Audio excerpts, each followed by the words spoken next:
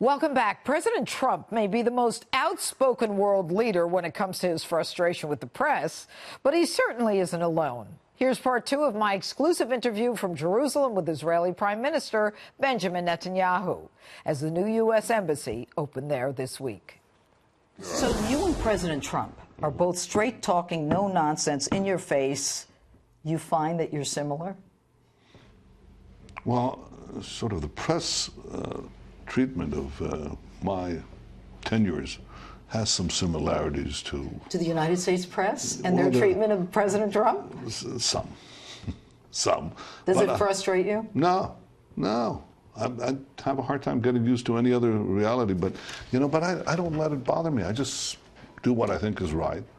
And there's a social media, too, that is a new phenomenon today. That it can benefit you. Your father was a big supporter of Jabotinsky and the Iron Fist. He's passed, as has your brother.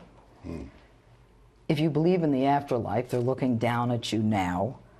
What do you think they're thinking as they're looking down on you on this historic day?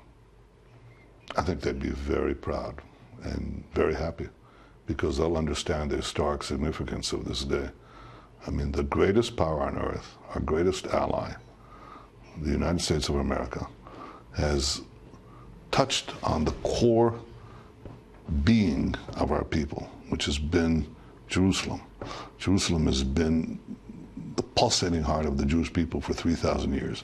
And now comes an American president and fulfilled his promise to recognize Jerusalem as Israel's capital, which is common sense, but somebody had to say it, to break this charade of hypocrisy. He just punched right through it. And I think this is great. This is a significant historical point, as has been his decision to confront Iran, to pull out of that horribly flawed deal. I think these are two great things. Do you think that you will face consequences from the other, like Iran, the other Arab nations?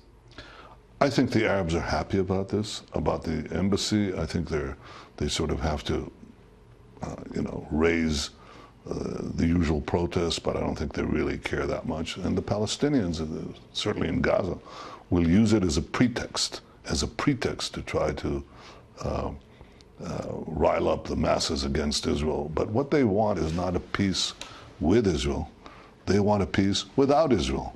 They don't want a Palestinian state next to Israel. They want a Palestinian state instead of Israel. That's why this conflict goes on, because they want to throw us into the sea.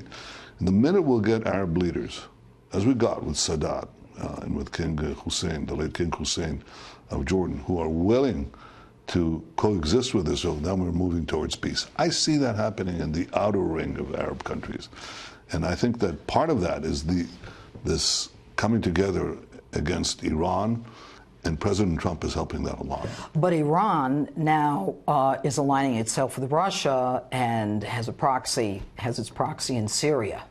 Yeah, I think Iran wants to move its army to Syria now that the war against ISIS is winding down there. And we're absolutely, and they're saying openly that their goal is to bring these lethal weapons to close to Israel's border, 1,000 miles away from Iran, right next to our border, with the aim of destroying us. Well, I've said no. We'll confront you now before you build up your forces rather than later. What would you do? Any country would do. I mean, if somebody tried to move, to move right next to the United States, horrendous missiles and other things, with the express purpose of annihilating the United States, you think you'd sit back? No.